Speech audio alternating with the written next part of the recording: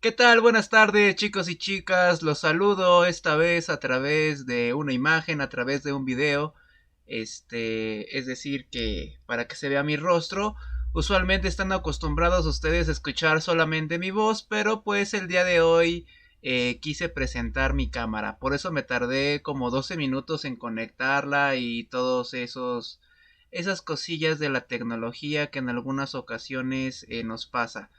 Eh, Activé mi cámara para hacer de la clase un poco más humanista, ¿no? Creo que el hecho de que ustedes observen mi rostro al momento de dar clase pues le da un toque un poco más humano, un poco diferente, ¿no? A lo que hemos venido trabajando a lo largo de todo el curso de geografía y también de historia, ¿no?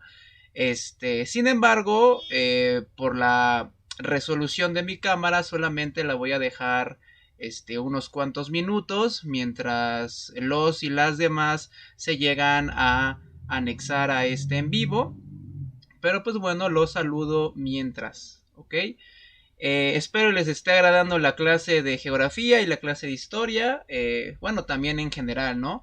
Las demás materias también son muy interesantes. Me he percatado de algunas cuestiones un tanto preocupantes en el sentido de que hay clases en donde ya no llegan a conectarse. Entonces, pues no olvidemos que las sesiones en vivo se hacen para que lleguemos a interactuar tanto nosotros como profesores, así como ustedes como alumnos, ¿no? Entonces no dejen de eh, pues estar al pendiente de todas las asignaturas, todas son muy importantes, todos los y las profesoras pues son muy capaces, muy preparados.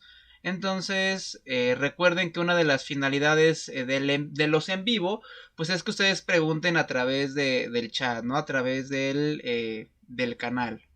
O si es que ya lo ven diferido, pues nos puedan contactar ustedes a través pues del correo electrónico, que yo ya no se los he puesto, pero ya saben, el correo del canal es estudia@gmail.com. Entonces pues es importante que ahí nos digan, nos comenten si es que tienen alguna dificultad al momento de estar estudiando los temas.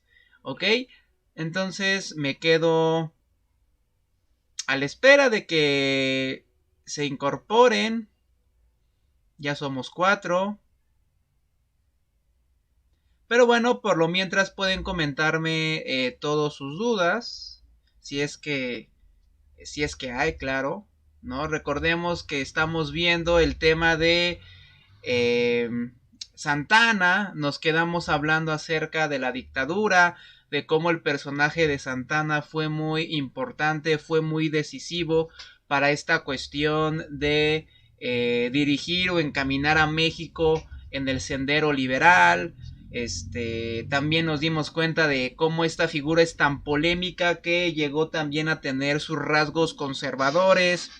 Entonces el día de hoy pues vamos a extendernos hasta la República Restaurada, es decir, vamos a hablar del buen Benito Juárez y también vamos a hablar acerca pues, de esta mancuerna, ¿no? De Benito Juárez y Sebastián Lerdo de Tejada. Entonces va a estar muy interesante la clase porque pues son dos personajes, bueno, sobre todo Benito Juárez es un personaje que ha sido categorizado o catalogado como el mejor presidente de la historia, ¿no? Entonces, pues vamos a ver si esto es cierto o si es algo que es pues falso, ¿no? Entonces, pues va a estar interesante la clase. Igual vamos a ver cómo el poderío de la iglesia fue disminuyendo conforme se comenzaron a aplicar las leyes de reforma. Entonces esto va a ser muy importante.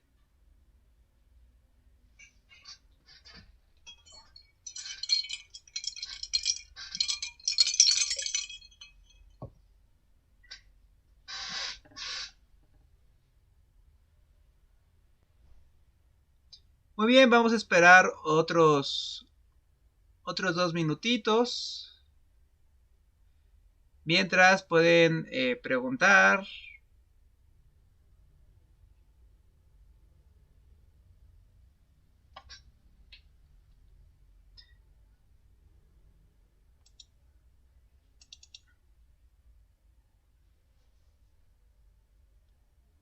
Dejen, pongo la presentación que había quedado pendiente, que ya nada más nos quedaron pendientes como 2 diapositivas y ya íbamos a comenzar con esta parte de la intervención francesa.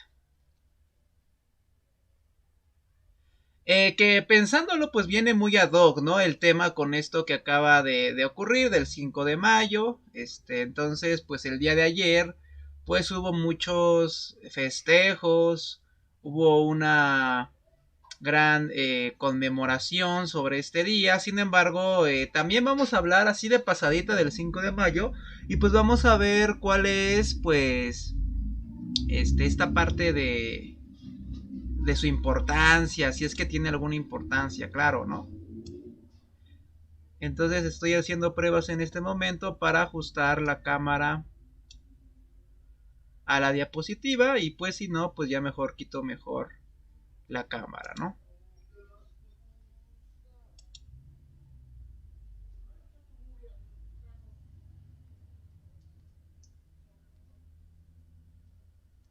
Entonces estoy haciendo pruebas en este momento.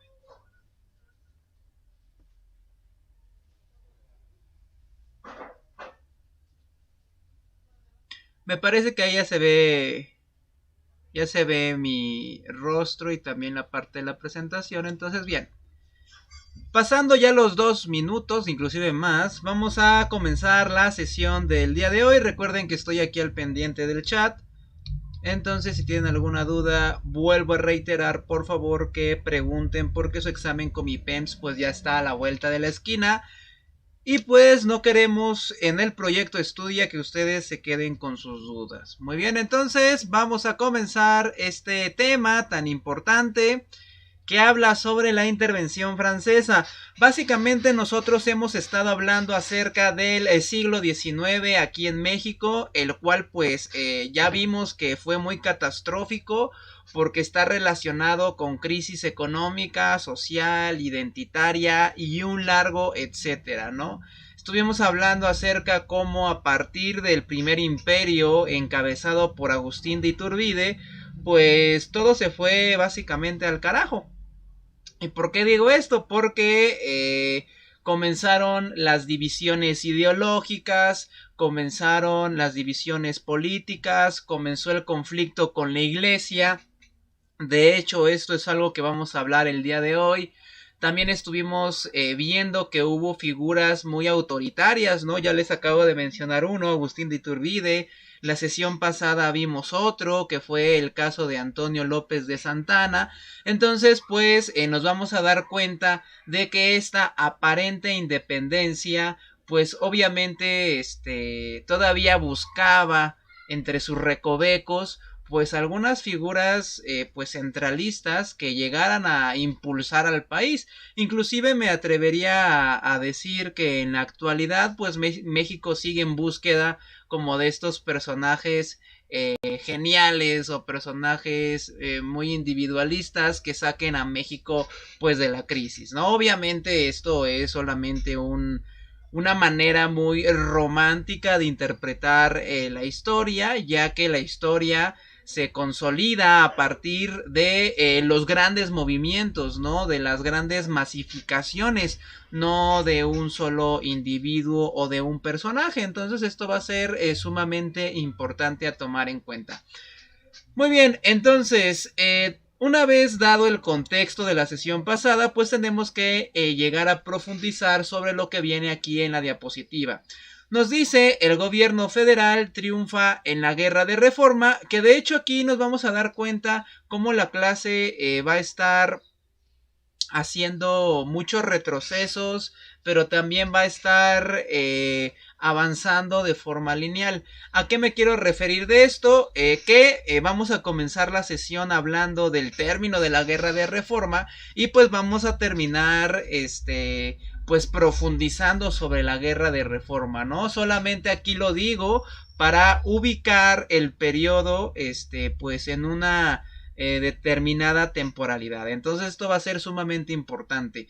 Nos estamos remitiendo específicamente a los 60 del siglo XIX. Entonces esto solamente lo puse como un punto de referencia para que nosotros pues lleguemos a contextualizar qué es lo que ocurría en aquellos tiempos en México, ¿no? Que básicamente se llega a resumir en entre el enfrentamiento entre federalistas o federales y el enfrentamiento entre conservadores, ¿no? Entonces, en ese sentido, pues hablamos de que estas dos grandes ideologías que posteriormente se van a llegar a concretar en la lucha entre liberales y conservadores, pues va a ser muy importante, ¿vale? Nos dice aquí en la diapositiva: México se encontraba en crisis, por tanto Benito Juárez propuso en 1861 suspender el pago de la deuda pública.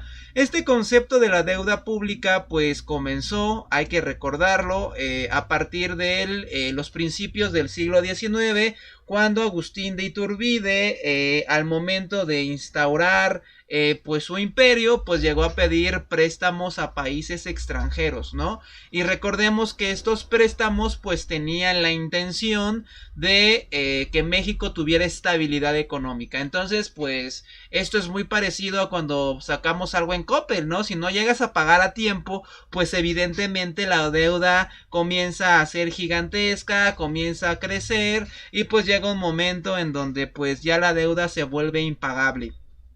Inclusive todavía al día de hoy pues nosotros podemos hablar acerca de deuda pública o deuda externa, ¿no? Que siempre se llega a contraer con países extranjeros, ¿no? Específicamente me estoy refiriendo a Estados Unidos, ¿ok?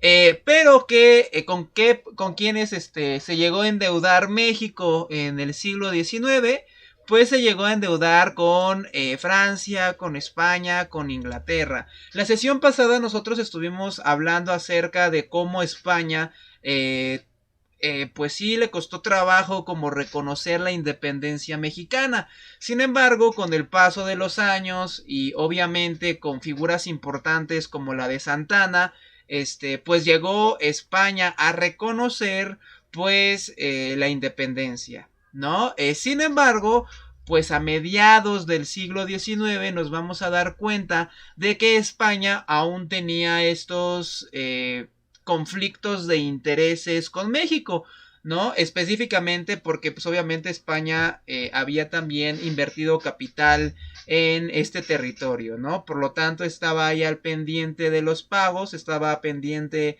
de las deudas, ¿no? Que México tenía que hacer para llegar pues a estar a manos, ¿no? Por así decirlo.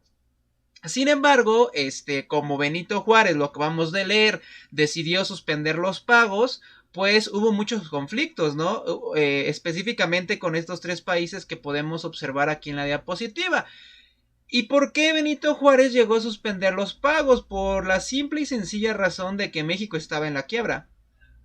Por la simple y sencilla razón que en aquellos tiempos, pues México tenía pues, bueno, llegaba a expresar esta crisis económica que les he venido hablando en las demás sesiones, pues se ha llegado a expresar o a concretar pues en el alza de robos, se ha venido a expresar también en esta cuestión de la corrupción, se ha venido a expresar también con que los caminos estaban hecho añicos, ¿no? Entonces no se podía comercializar de un punto a otro. Entonces en ese sentido nosotros nos damos cuenta de cómo pues no había manera de que pues México tuviera dinero para poder pagar la deuda, ¿no? Y bueno, también hablar sobre las diversas guerras que había ocurrido hasta ese momento, ¿no?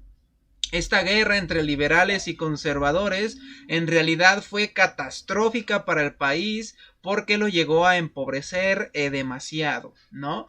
Entonces, cuando Benito Juárez decide interrumpir o suspender los pagos, pues obviamente los países que le habían prestado dinero a México, pues llegaron a enojarse, llegaron a molestarse.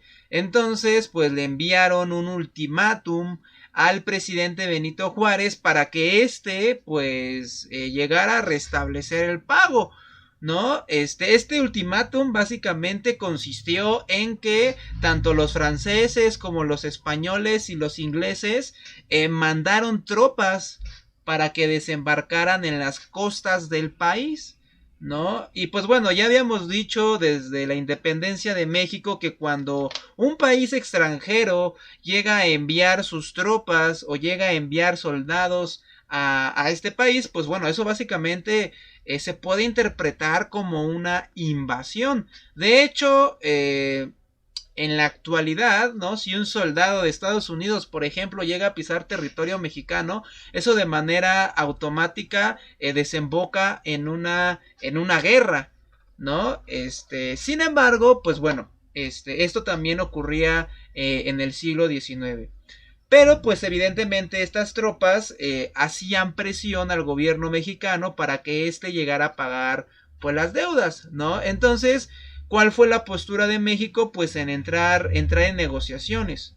¿Por qué? Porque no le convenía evidentemente comenzar una guerra con estas tres potencias. Que bueno, que la más débil de estas tres potencias a las que les debía México, pues observamos que España era la más débil. ¿Por qué? Porque estaba perdiendo sus colonias, porque tenía conflictos internos. Sin embargo, pues aún así representaba un gran reto o un gran enemigo para el país, ¿no? Entonces, pues evidentemente México tenía que sacar su carácter diplomático para poder, pues restablecer estas conexiones, estos diálogos entre estos países y también para que, pues evidentemente las tropas abandonaran el territorio mexicano.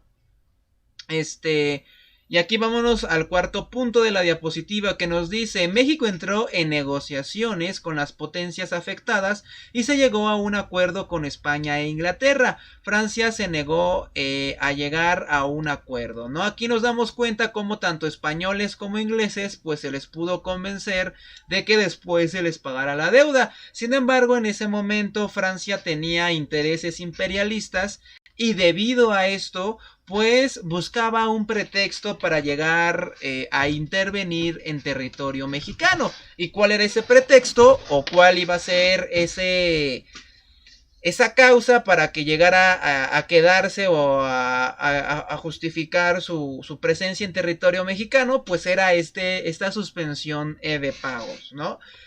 ¿Por qué tenía estas intenciones? Pues bueno, eso viene explicado en el quinto punto, donde nos dice la diapositiva que Napoleón III quería detener el expansionismo de los Estados Unidos.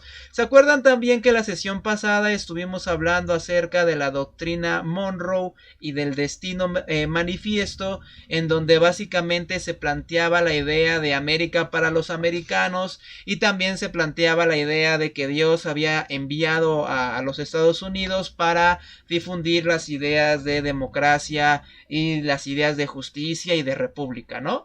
Eso lo estuvimos hablando la sesión pasada. Sin embargo, es oportuno o es conveniente de que nosotros lleguemos a reflexionar sobre estos dos conceptos porque van a tener resonancia no solo en el continente americano, sino que también tuvieron resonancia en el continente europeo. ¿Por qué? Porque obviamente Napoleón III, que no es el Napoleón que nosotros conocemos, no es ese chaparrito que está en el caballo, no, ese ya había muerto ahí por el año 1821, en Santa Elena. Este Napoleón III era el sobrino de este Napoleón que todos nosotros conocemos. Entonces, Napoleón III quería frenar a Estados Unidos. ¿Por qué? Porque veía en Estados Unidos pues una fuerte potencia.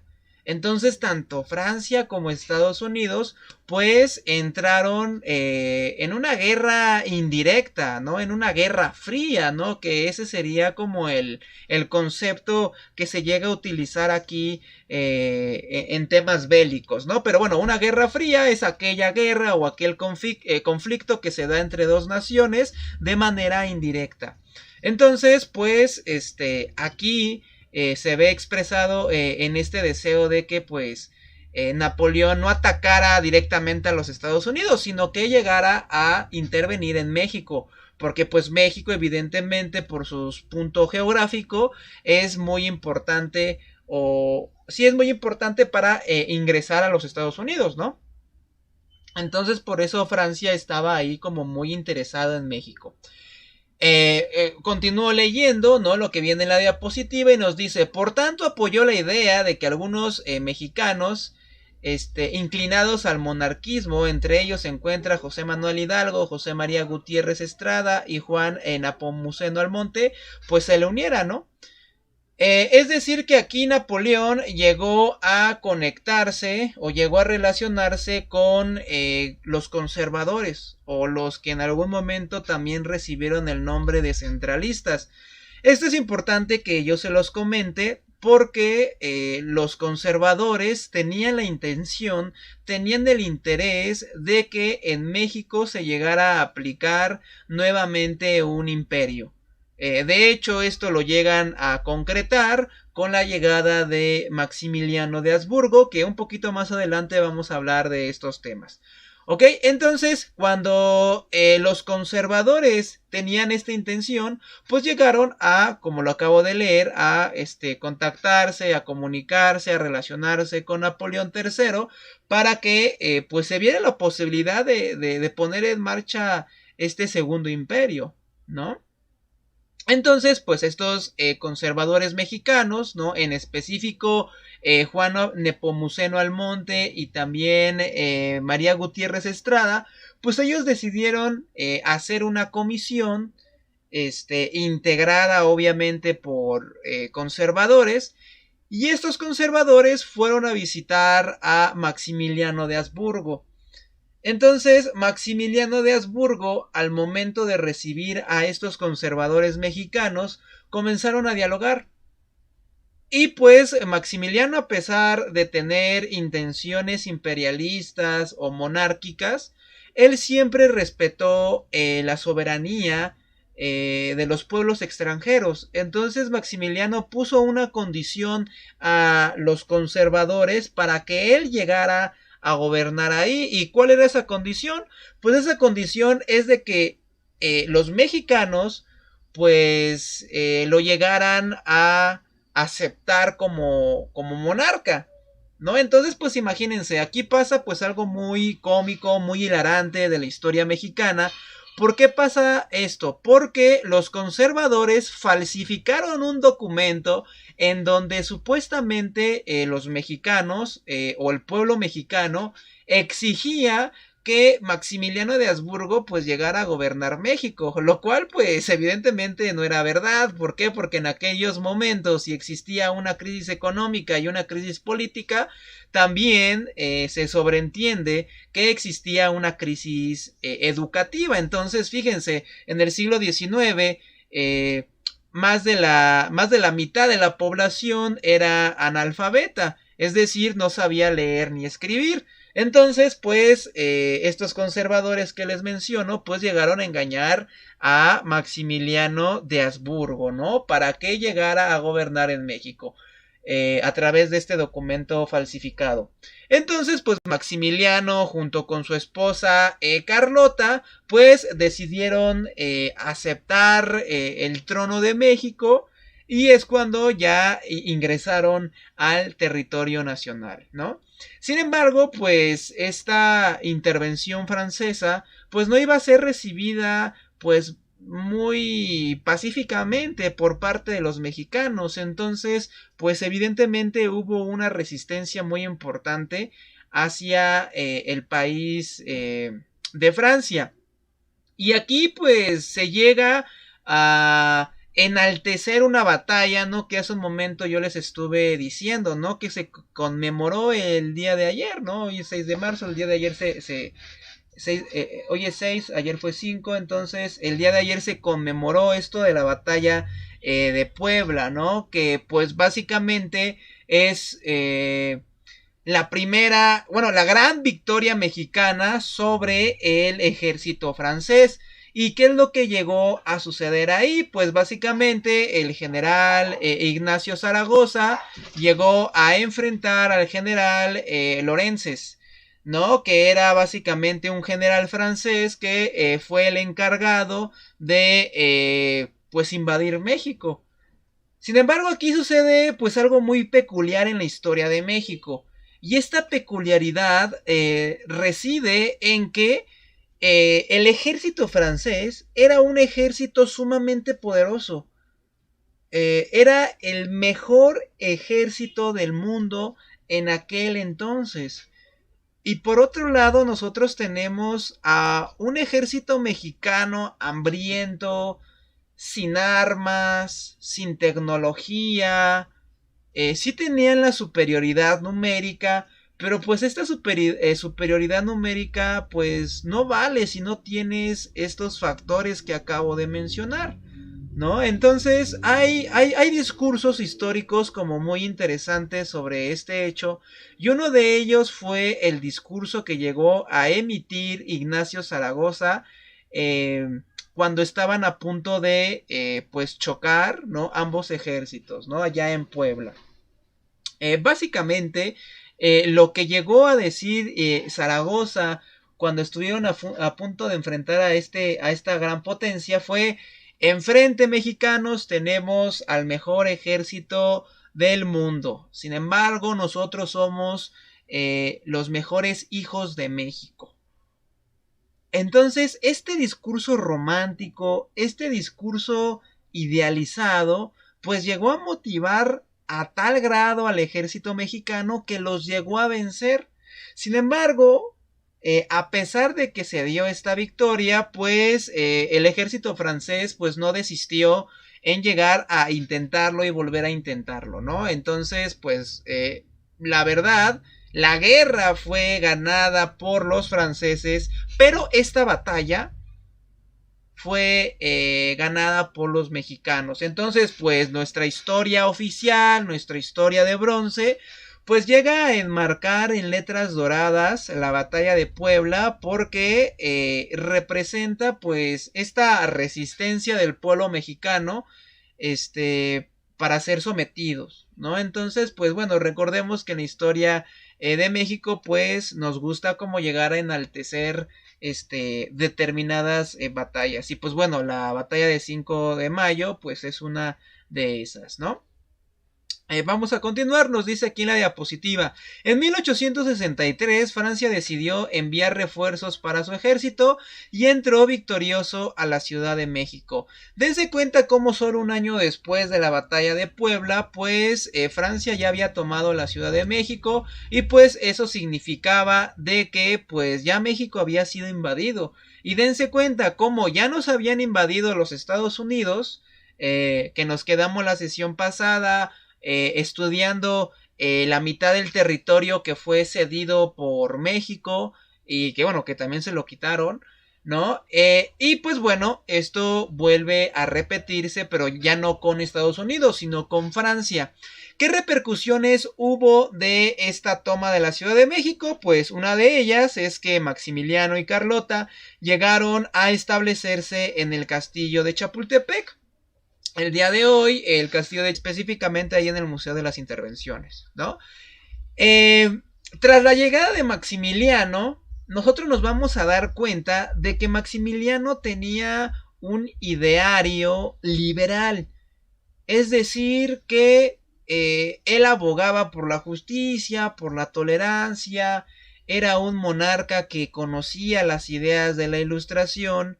Y pues básicamente cuando llegó Maximiliano al trono, los conservadores estaban felices. ¿Y por qué estaban felices? Porque los conservadores creían que Maximiliano iba a omitir o iba a eliminar las leyes de reforma.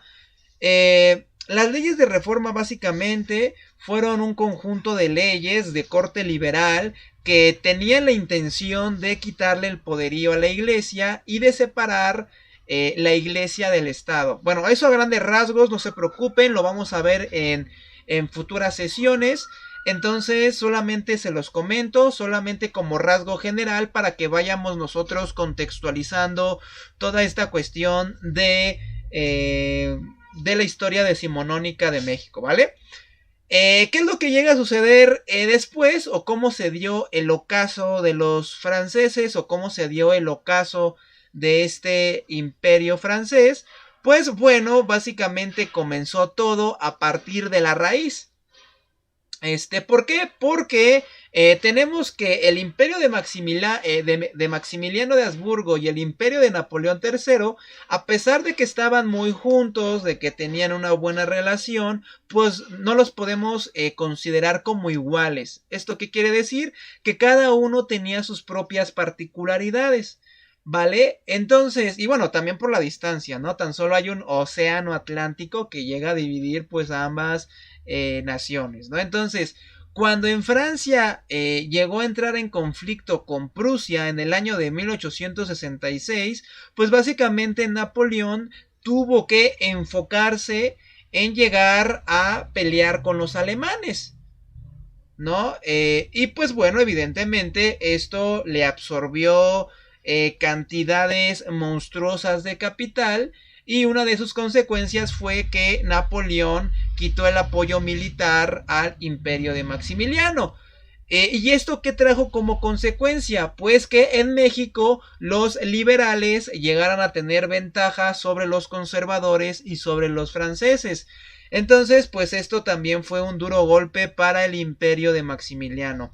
Otro gran imperio fue que la guerra de secesión en Estados Unidos había culminado. A grandes rasgos, la guerra de secesión fue, al igual que en México, un conflicto interior que básicamente llegó a enfrentar tanto a liberales como a conservadores, ¿no?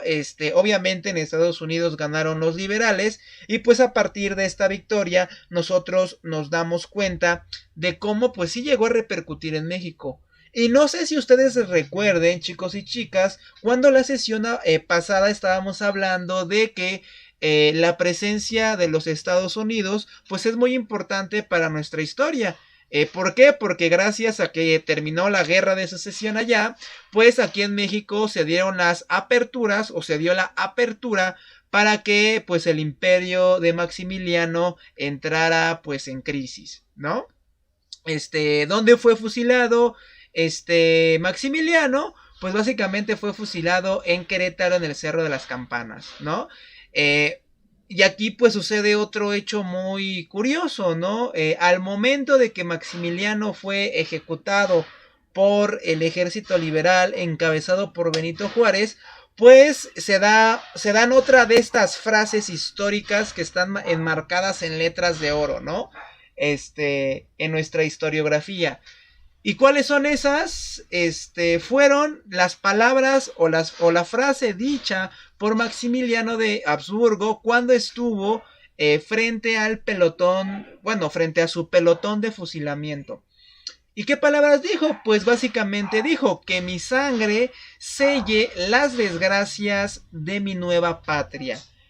Obviamente Maximiliano estuvo consciente de que pues evidentemente había fracasado su proyecto. Sin embargo, Maximiliano nunca tuvo esa intención como de llegar a imponerse, ¿no? Inclusive desde que estuvimos hablando al comienzo de Maximiliano, nos damos cuenta de que este personaje histórico tiene un carácter inocente, un carácter pueril, como muy infante, ¿no? ¿Por qué? Porque él fue engañado por los conservadores.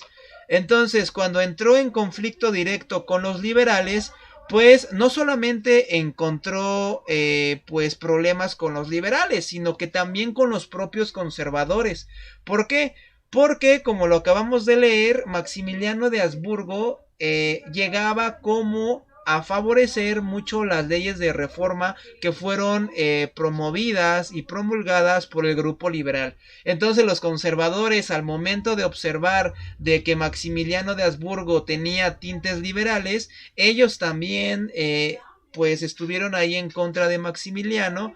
Y pues bueno, también lo de Napoleón III, de esta omisión del apoyo, pues llegó a ser muy decisivo para el derrocamiento de Maximiliano de Habsburgo, ¿no? Entonces, podemos llegar a concluir sobre la figura de Maximiliano que pues fue un personaje extranjero que se llegó a tropezar con la historia de México. ¿Por qué digo, por qué afirmo que llegó a tropezarse? Porque él fue llamado, él fue invitado y él creía que el pueblo mexicano en verdad lo anhelaba. Entonces, cuando llegó aquí a México, él pensaba que pues lo iban a encomiar, lo iban a elogiar el pueblo mexicano. Sin embargo, cuando llegó aquí a México, pues se sorprendió de que era un país en la catástrofe. Entonces, Maximiliano, pues llegó a aplicar una serie de leyes que básicamente tuvieron la intención de estabilizar la economía mexicana. Sin embargo, como su proceso fue interrumpido por Benito Juárez, pues ya no pudo concretarlo, ¿ok? No estoy diciendo que Maximiliano era bueno, no estoy diciendo que era malo. Recordemos que la historia no se trata de moralidades, sino que se trata de personajes reales que están inmiscuidos en un contexto, ¿no? Y muchas veces la historia oficial de nuestro país pues llega a sentenciar tanto la figura de Santa Anna como la figura de Maximiliano. Sin embargo, considero importante que nosotros evaluemos los puntos a favor y los puntos en contra de estos grandes personajes, ¿no? Bueno, ahí ya por último nosotros podemos concluir que Maximiliano fue fusilado en el Cerro de las Campanas el 19 de junio del 67 al lado de Tomás Mejía y Miguel Miramón, ¿no? Que fueron prácticamente las manos derechas de Maximiliano de Habsburgo, ¿no? Entonces, bueno, con este tema nosotros terminamos el periodo de la intervención francesa, específicamente del Segundo Imperio, liderado por Maximiliano de Habsburgo. Ahora nosotros tenemos que hablar qué ocurrió después de lo de Maximiliano de Habsburgo. Y pues aquí nosotros tenemos que hablar acerca de la República restaurada, ¿no? Pero bueno, antes de hablar de la República restaurada, es importante que nosotros lleguemos a estudiar qué llegó a suceder a la par del imperio de Maximiliano, ¿no? Ahorita ya estuvimos como haciendo énfasis a esta cuestión de Maximiliano. Sin embargo, ahorita vamos a hablar qué ocurrió en la misma temporalidad de la que hace un momento hablamos, pero ahora desde una visión pues interna, desde una visión mexicana, ¿ok?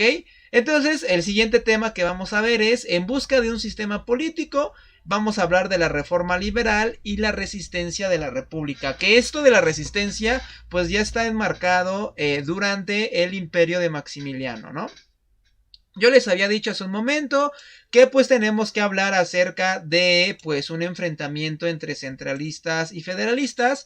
Ya saben, los centralistas quieren instaurar una monarquía en México y los federalistas quieren pues que el país esté dividido en estados y que cada estado tenga su propio marco jurídico y que se someta a una carta magna, ¿no? Eso básicamente llega a resumir lo que querían los federalistas. También en la sesión pasada habíamos dicho que pues estos dos grupos, tanto conservadores como liberales o como centralistas como federalistas, llegaron a hacer uso de los grupos masones, ¿no? Que básicamente la masonería sí existió, fue básicamente una liga secreta, una liga que tenía, bueno, aparentemente tenía estos principios de la ilustración muy bien, pues muy bien definidos, muy bien arraigados en su ideario. Entonces, pues la masonería pues llegó a ser muy importante en la historia mexicana en el aspecto ideológico, ¿no? ¿A partir de qué logias? A partir de la logia yorquina y también a partir de la logia escocesa. Los yorquinos son los liberales o los federalistas y la liga escocesa pues son los conservadores o los centralistas, ¿no? Ambas logias tenían su propio periódico. En el caso de los yorquinos tenían el periódico llamado El Águila y en el caso de los escoceses tenían el diario denominado El Sol. Dense cuenta cómo los periódicos decimonónicos van a ser de vital importancia para llegar a difundir las cuestiones ideológicas. ¿A partir de qué? A partir de textos, a partir de caricaturas, a partir de imágenes. Sobre todo de estos dos últimos elementos que mencioné, porque recordemos que pues en México en el siglo XIX pues la mayoría era analfabeta. Sin embargo, gracias a Benito Juárez y gracias también a Maximiliano de Habsburgo, comenzaron como a alfabetizarse, se empezó a alfabetizar México, ¿no? Entonces esto es muy importante que lo tomemos en cuenta, ¿no? ¿Cuántas repúblicas federales tuvo México? Pues básicamente tuvo dos antes de llegar a esta parte del juarismo. Una que se llevó a cabo desde 1824 hasta 1836, que es básicamente el periodo que abarcamos la sesión pasada, y otro periodo fue del 46 al 52, cuando encontramos pues esta dictadura de Santa Anna, ¿no? Entonces estas van a ser las únicas dos repúblicas federales que se llegaron a instaurar antes del juarismo. Por otro lado, nosotros tenemos las repúblicas centrales o las repúblicas con ideología conservadora, que igual fueron dos, ¿no? Una que se llevó a cabo en el 36 y terminó en el 43, y otra que se llevó del 43 al 46. Si nos damos cuenta, en estos periodos centralistas, vamos a encontrar dos constituciones, ¿no? Hay una constitución conservadora que se llama Las Siete Leyes y fue promulgada en el año de 1836, y otra constitución conservadora que se llamó Bases Orgánicas, pero esa fue promulgada en el 43. Ambas constituciones pues fueron pues rechazadas, no tuvieron vigencia porque pues evidentemente se llegaron a aplicar en momentos muy catastróficos en la historia de México, ¿no? Y aparte, cuando se dio la expulsión de los grupos conservadores o de los grupos centralistas, pues llegaron a ya no tener ni interés por instaurar constituciones conservadoras, ¿no? Entonces esto va a ser sumamente importante que nosotros tomemos en cuenta.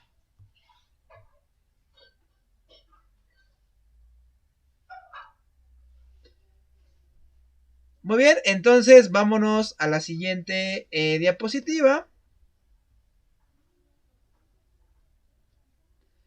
Y aquí vamos a hablar de que cuando llegaron a pues triunfar los liberales en sus diversas batallas, pues encontramos de que Estados Unidos se mostró como un paradigma. ¿Qué es esto del paradigma, chicos y chicas? Pues básicamente está relacionado a tomar a los Estados Unidos como ejemplo, ¿no? Entonces esto va a ser sumamente importante a tomar en cuenta, porque pues básicamente los Estados Unidos mexicanos son una imitación o son una copia de los Estados Unidos de Norteamérica, al menos en cuestiones políticas y en otras cuestiones que pues ya estuvimos hablando y no me voy a meter. ¿Qué tal? Buenas tardes, Alberto Ruiz. Ya casi vamos a terminar, pero bueno,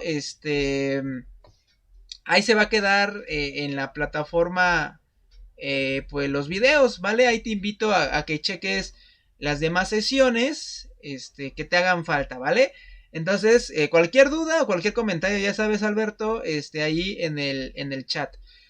Bueno, como les iba diciendo, ¿no? Tenemos que los conservadores querían mantener sus privilegios, ¿no? Pues bueno, esto también es algo muy tautológico en el sentido de que, pues todos queremos conservar los privilegios, que que tengamos, ¿no? ¿Por qué? Porque pues evidentemente esto nos favorece.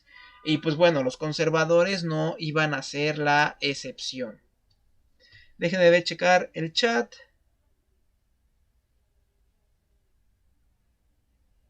Sí, Alberto Ruiz, hablando acerca de la Constitución norteamericana de 1776, perdón, de 1783 y de la Constitución, bueno, de las constituciones que posteriormente llegaron a promulgarse en México, sí tomaron en cuenta las ideas francesas. Recordemos que, pues, básicamente la madre de todas las revoluciones, que la madre de todas las ideas de justicia y libertad, pues nacieron allí en Francia, ¿no? Entonces, no iba a ser una imitación o una calca, así de manera literal, pero sí encontramos una fuerte influencia de esta constitución. Inclusive también la constitución de Cádiz, ¿no? La que estuvimos viendo al comienzo de la independencia de México, también va a tener todavía resonancias a mediados del siglo XIX, ¿va? Entonces, bueno, esa sería la respuesta. ¿Qué es lo que llega a suceder también a principios de los 50? Pues que Santana fue expulsado de la presidencia debido a la revolución de Ayutla. ¿Y por qué Santana fue expulsado de la presidencia? Porque, como les dije la sesión pasada, Santana es una figura polémica que llegaba como a identificarse con las ideas liberales y con las ideas conservadoras según le conveniera. Entonces, pues Santana en su última faceta fue liberal, pero pues fue un liberal moderado, y pues esto evidentemente le molestó mucho a los grupos liberales, ¿no? Entre ellos podemos nombrar a Juan Álvarez e Ignacio Comonfort, que llamaron a pues a levantarse en armas en contra de Santana, y pues a este levantamiento y a este plan se le denomina como Revolución de Ayutla. Gracias a la Revolución de Ayutla, pues nosotros podemos llegar a entender la expulsión de Santana y a los comienzos de pues de estas ideologías que iban a desembocar en la Constitución de 1857, ¿no? Uno de los grandes logros de la Revolución de Ayutla, se me olvidó mencionar hace un momento, fue que se llegó a instaurar un Congreso Constitucional. Recuerden que estos congresos básicamente van a ser relacionados con un grupo de personas o un grupo de individuos que van a estar pues ideando la constitución o la forma de gobierno que se va a tener en un territorio. Sí, no te preocupes, Alberto. A mí también me late mucho el rap. De hecho, ahí tengo unos raps didácticos que después se los voy a mostrar. Pero bueno, más adelante. Pero no te preocupes, Alberto. Entonces, como les iba diciendo yo, hablamos también de que pues esta constitución de 1857 iba a ser una constitución supermoderna. Inclusive me atrevería a decir que la constitución de 1917, que es la que actualmente nos rige, va a tener muchas similitudes con la del 57.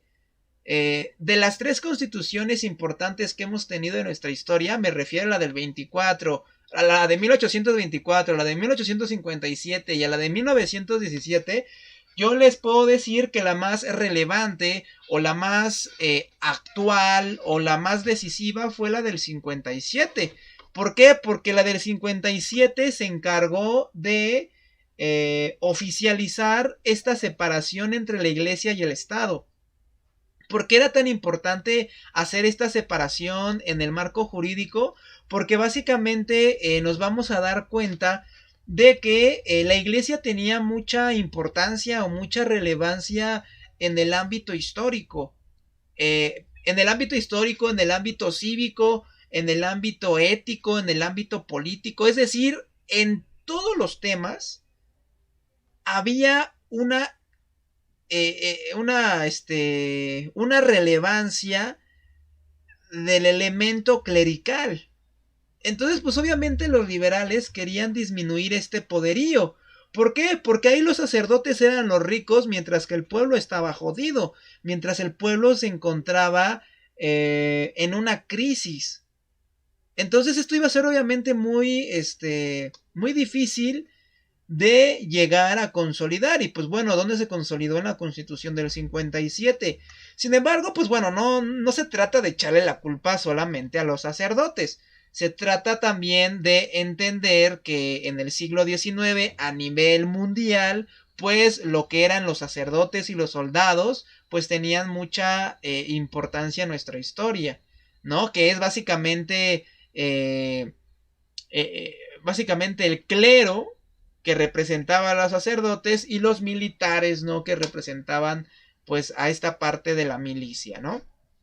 Vamos a ver por qué fue tan importante o por qué es tan importante la del 57. Nos dice aquí en la diapositiva, la Constitución del 57 estableció como forma de gobierno la República Federal Democrática Representativa con división de poderes, prohibió la reelección sucesiva y suprimió la vicepresidencia. Básicamente maravillas, ¿no? Maravillas que en este momento nosotros estamos disfrutando gracias a la del 57. Voy a leer nuevamente los comentarios.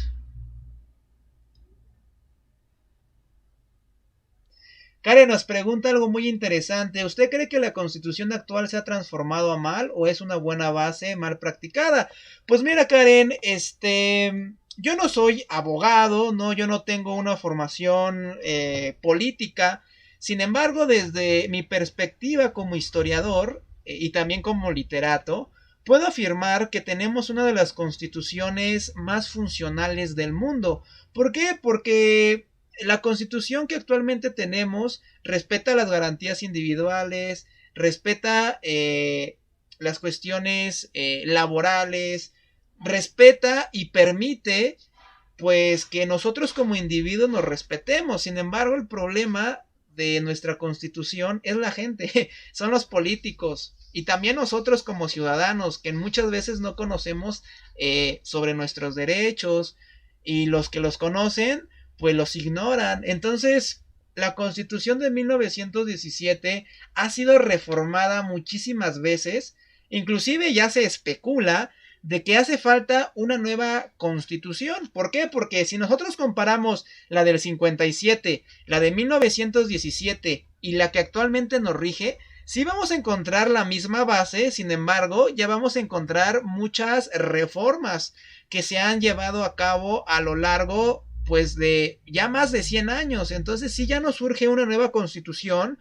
y me parece que Obrador tiene entre sus propósitos pues eso, ¿no? De ya como tal proclamar o promulgar una nueva constitución, porque la del 17 ya se está quedando como muy anacrónica, ¿no? Como muy antigua. Sin embargo, ya respondiendo concretamente a tu pregunta, Karen, yo creo que la constitución es perfecta. Sin embargo, su vicio radica en que pues no la respetamos, ¿no? Por ahí dicen, ¿no? Que la Constitución es tierra escrita con letra muerta. ¿A qué se refiere esto? A que pues evidentemente nadie le hace caso, nadie pela la Constitución, ni los mismos gobernadores, ni el mismo presidente. Tan solo tomemos en cuenta cómo todavía encontramos pues ¿cómo llamarlo? Un interés de las naciones extranjeras por nuestro país. No tan solo tomemos en cuenta lo ocurrido en el sexenio de Peña Nieto en las reformas estructurales, donde básicamente los recursos naturales se llegaron a regalar a los canadienses y a los Estados Unidos, ¿no? Y pues esa es una violación a nuestra soberanía. Inclusive si nos vamos a la frontera nos vamos a dar cuenta de que pues ahí se dan las peores calamidades en relación a los derechos humanos.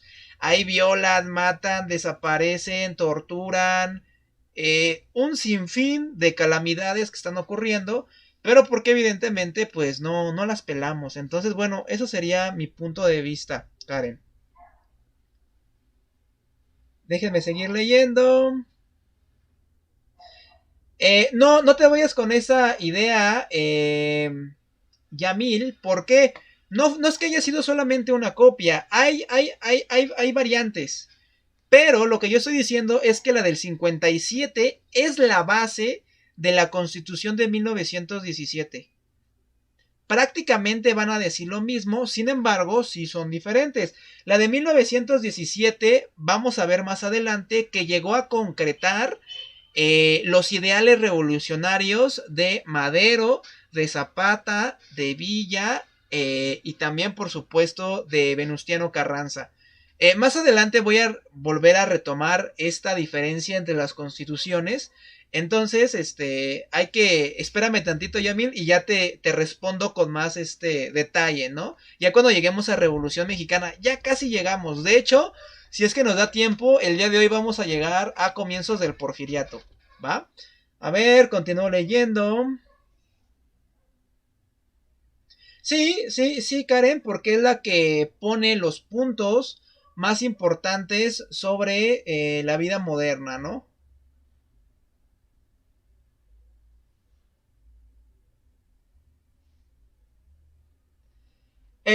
Alberto Ruiz, básicamente nos vamos a dar cuenta de que la idea de Congreso está asociada con un grupo de políticos que pueden tener diferentes ideologías, ¿no? Tanto liberales como conservadoras.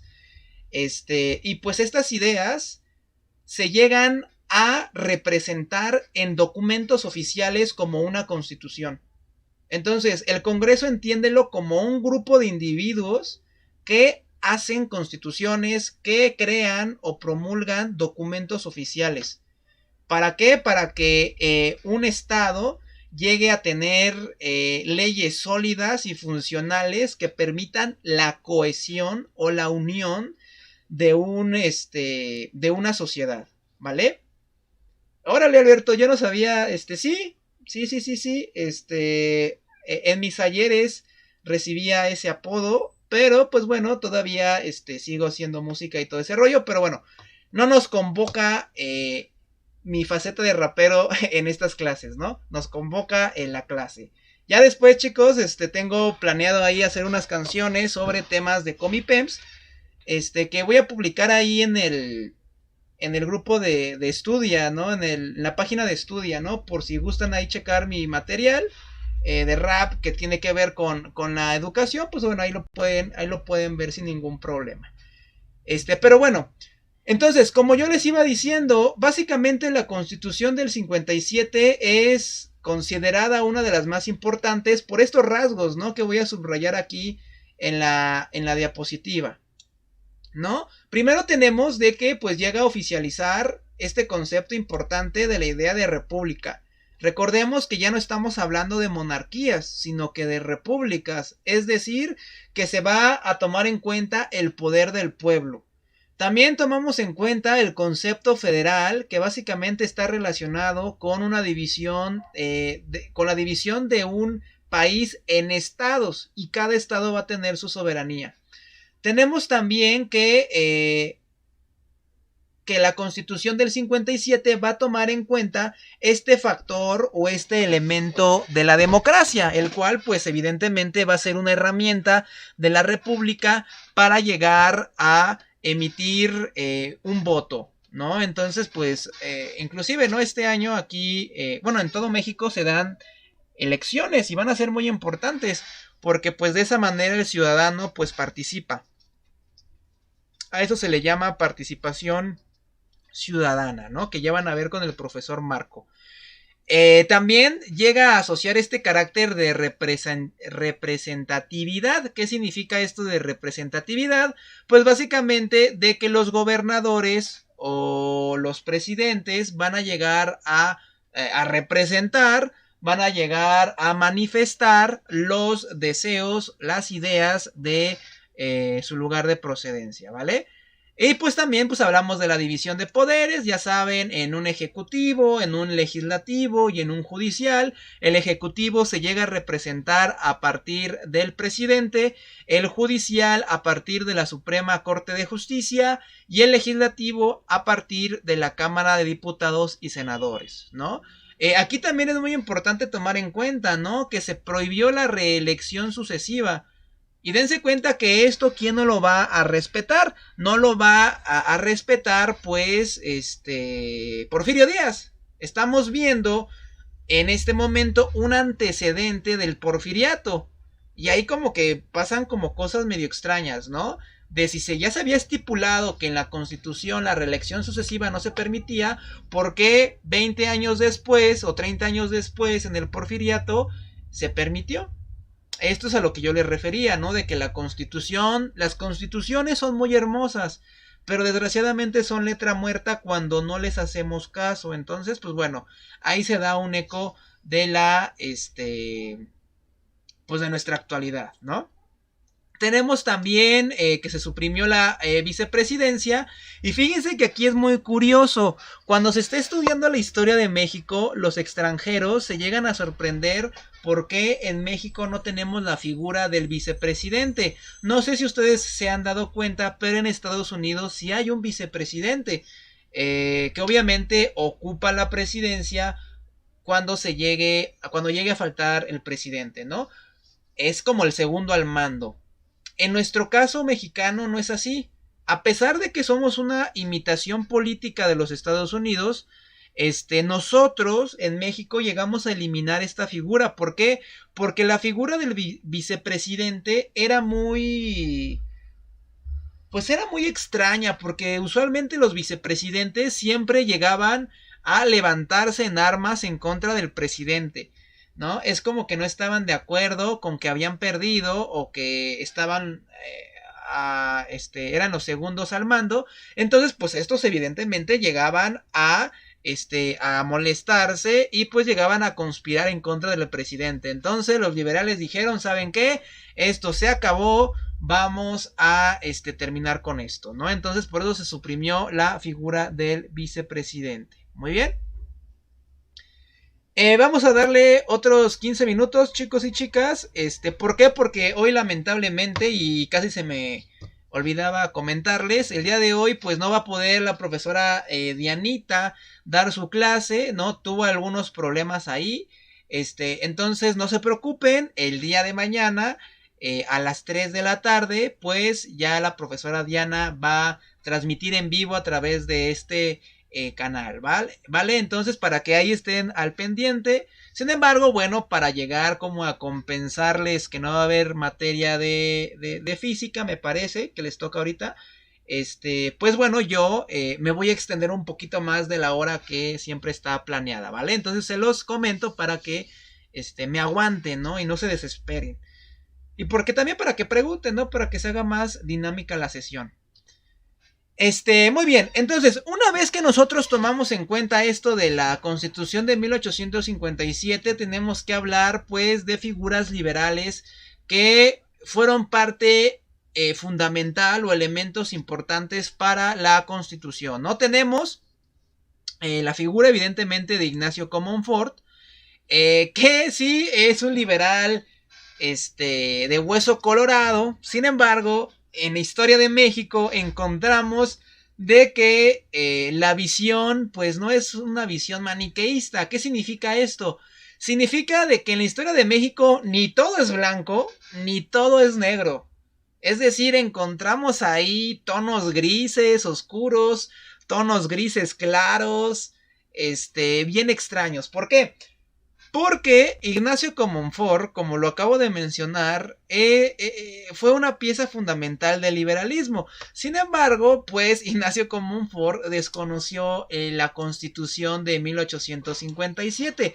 Y tal vez acá ustedes se pongan a reflexionar, ¿y por qué sucedió esto, profesor? Si nos acaba de decir que la Constitución del 57 fue un producto del Congreso Liberal, y si Ignacio Comonfort era liberal, ¿por qué rayos, no estuvo como a favor de esta Constitución?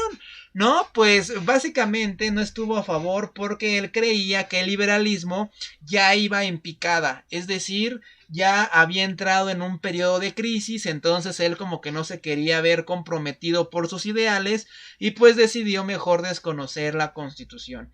¿Cuál fue una de estas repercusiones? Pues que el grupo conservador llegó a tener una gran relevancia en nuestra historia. Inclusive llegó a postular su propio presidente. Y pues obviamente los liberales también llegaron a postular su propio presidente, perdón.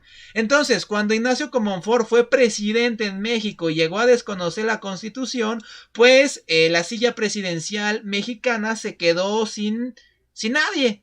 Entonces, tanto los conservadores como los liberales, pues postularon a su propio gallo. El único que llegó a ascender a la presidencia de manera constitucional fue Benito Juárez, porque en ese momento Benito Juárez era el encargado de la Suprema Corte de Justicia de la Nación, mientras que el presidente era Ignacio Comonfort. Entonces, debido a la Constitución, ¿qué llegaba a ocurrir cuando el presidente mexicano llegara a faltar? Pues ocupaba su lugar el encargado de la Suprema Corte de Justicia de la Nación. Entonces, ¿quién era ese encargado? Pues el famosísimo, mítico y adorado y odiado también Benito Juárez, ¿no? Que es una pieza fundamental en nuestra historia porque básicamente siempre aparece, ¿no? Aparece en todos los aspectos históricos nacionales, ¿no? Porque sí tuvo una gran relevancia y precisamente en este momento vamos a ver esta relevancia, ¿no? Básicamente encontramos que el grupo liberal va a tener su protagonismo en la Guerra de Reforma o la Guerra de los 3 años, que fue de 1858 a 1861.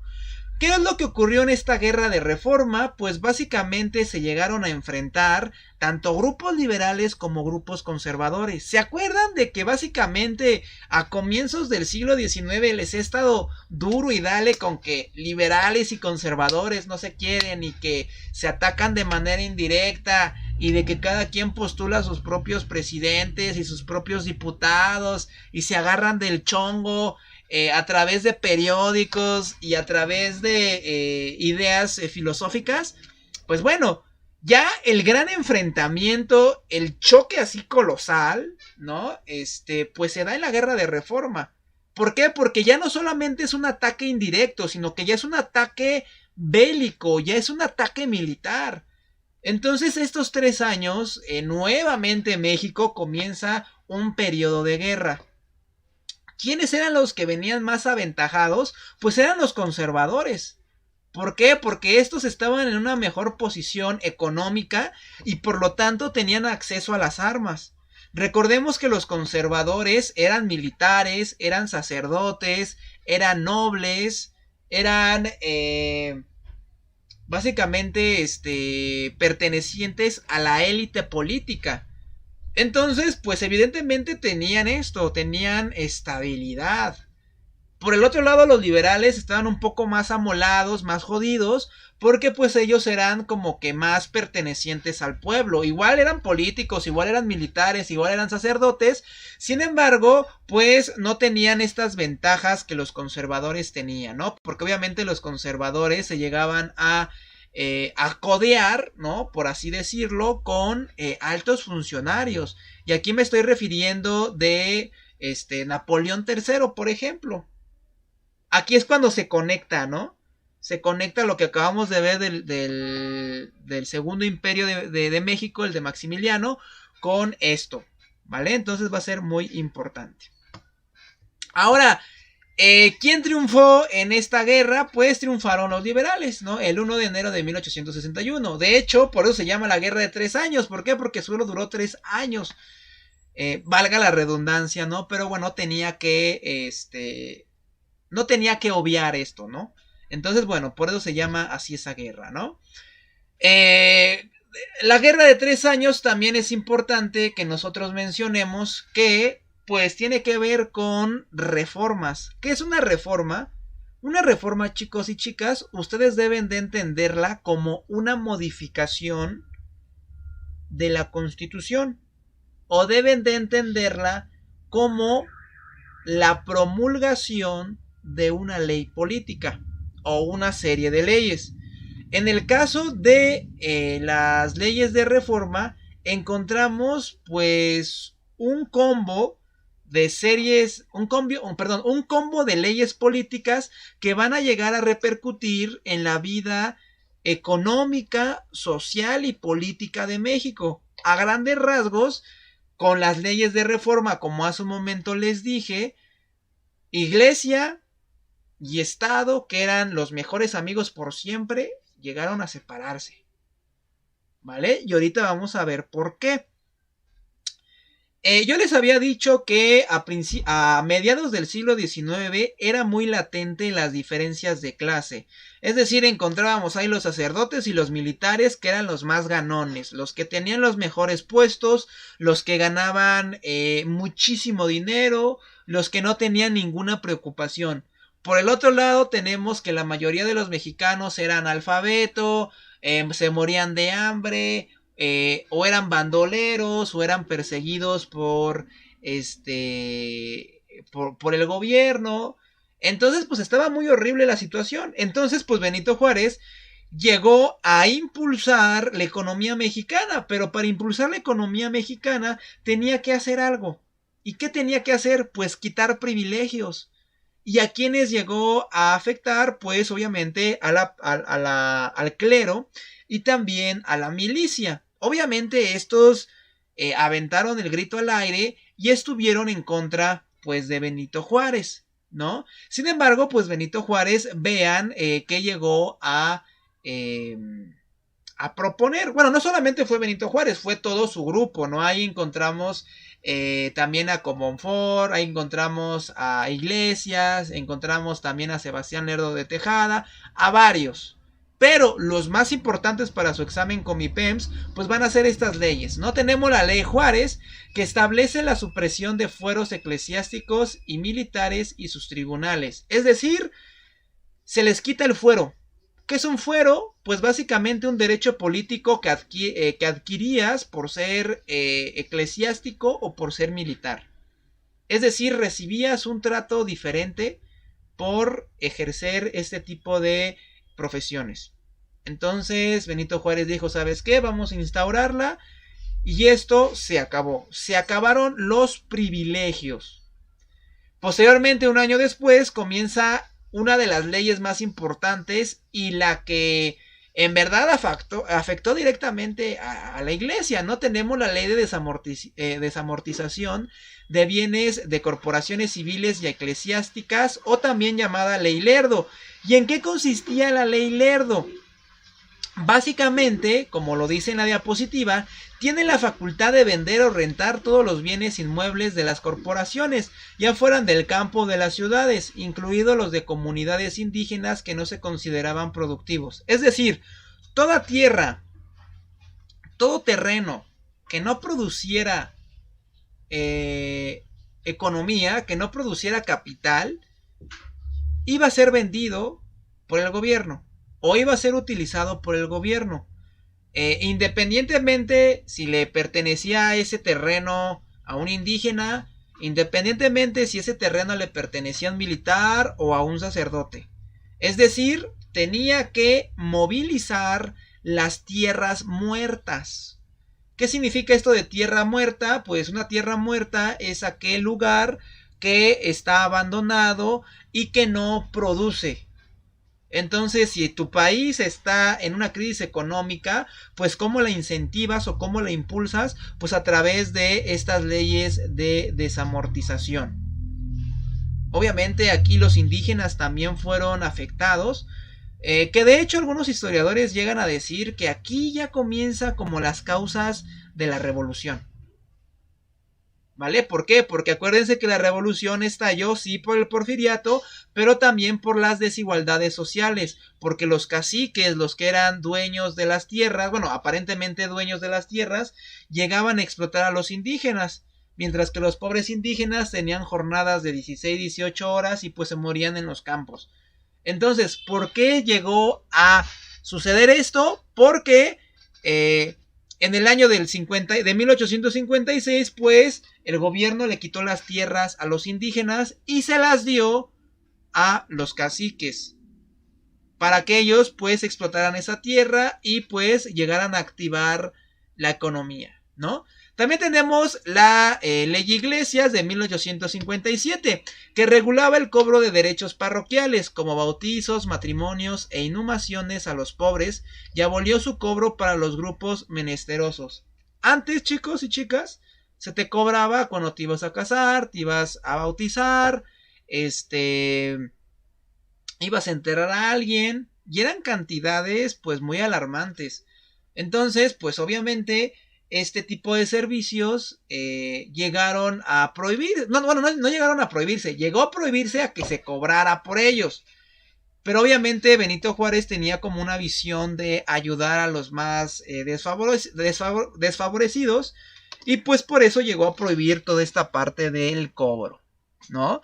Sin embargo, es importante mencionar que esto fue un duro golpe. ¿Por qué? Porque la iglesia se mantenía en su 70 u 80% de este tipo de servicios. Entonces, básicamente llegó a empobrecer Benito Juárez la iglesia. Entonces, esto es muy importante que tomemos en cuenta, porque precisamente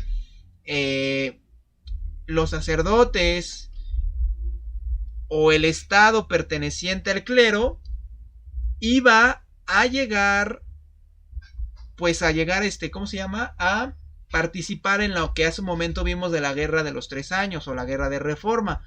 ¿Por qué? Porque los sacerdotes estaban a favor, obviamente, de los conservadores, que eran ellos los que querían pues abolir todas estas leyes, ¿no? Que iban a hacer pues un caos, ¿no? Pero pues esto obviamente y afortunadamente no fue así, ¿no?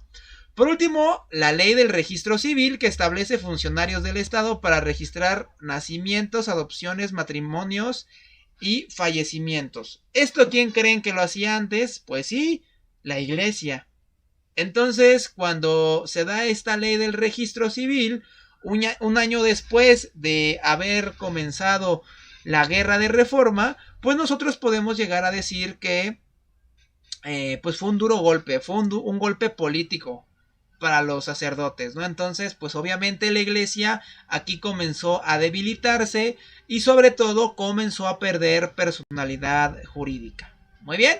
Entonces, chicos y chicas, ya son las 5:30, ya no los quiero abrumar de tantos conceptos, nos vamos a quedar aquí. La siguiente sesión, pues vamos a ver un poquito más sobre leyes de reforma, y posteriormente vamos a comenzar sobre el juarismo y también sobre el antijuarismo, ¿no? Y vamos a terminar con el porfiriato, ¿vale? Entonces, pues no sé si tengan alguna duda, algún comentario. Recuerden que hasta el día de mañana van a tener física. A las 3 de la tarde con la profesora Dianita. No pudo conectarse, solamente les recuerdo eso. Los y las invito a que ustedes pongan preguntas en el chat, que comenten sus dudas, lo que saben. Recuerden que la clase se pone más interesante cuando ustedes participan.